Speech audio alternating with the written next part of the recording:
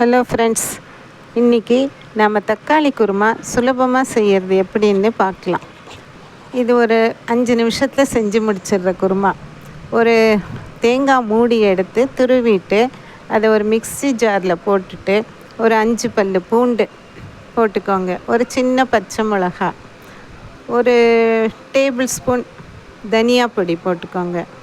ஒரு டீஸ்பூன் சிகப்பு மிளகாத்தூள் போட்டுக்கோங்க.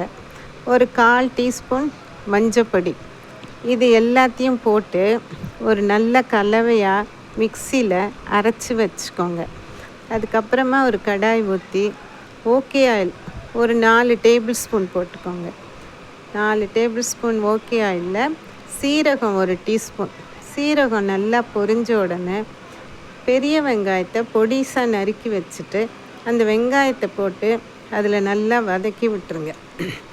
வெங்காயம் நல்லா வதங்கி பொன்னிறமாக ஆன அப்புறம்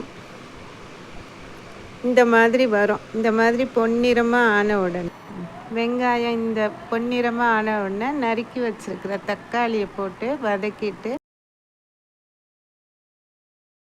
அதுக்கப்புறம் அது மேலே உப்பை போட்டு மூடி விட்டுட்டிங்கன்னா எல்லாம் சேர்ந்து நல்லா குழஞ்சி வரும்.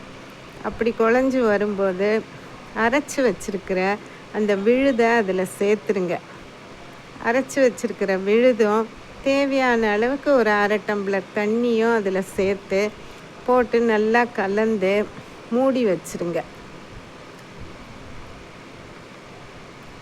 இது எல்லாம் சேர்ந்து மூடி வச்சுட்டு ஒரு 3-4 நிமிஷம் அந்த பச்சை வாசனை போன உடனே திறந்துடுங்க. இப்போது கரம் மசாலா ஒரு 1/4 டீஸ்பூன் கரம் மசாலா போட்டுட்டு சர்க்கரை ஒரு டீஸ்பூன் சர்க்கரையை போட்டுட்டு கொத்தமல்லி தழை இதையும் போட்டுட்டு இப்போது ஒரு 1/2 டம்ளர் தண்ணி சேர்த்துக்கோங்க.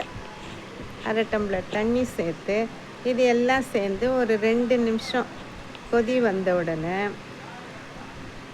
ஸ்டவ்வை ஆஃப் பண்ணிவிடுங்க. நல்லா 2 நிமிஷம் கொதிக்கட்டும். இந்த கரம் மசாலா வாசனை எல்லாம் போயிட்ட உடனே ஆஃப் பண்ணிவிட்டு அது சுவையான தக்காளி குருமா ரெடி ஆகிடுச்சு.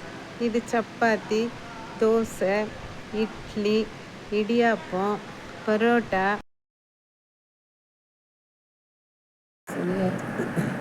இது எல்லாத்துக்குமே சுவையாக இருக்கும்.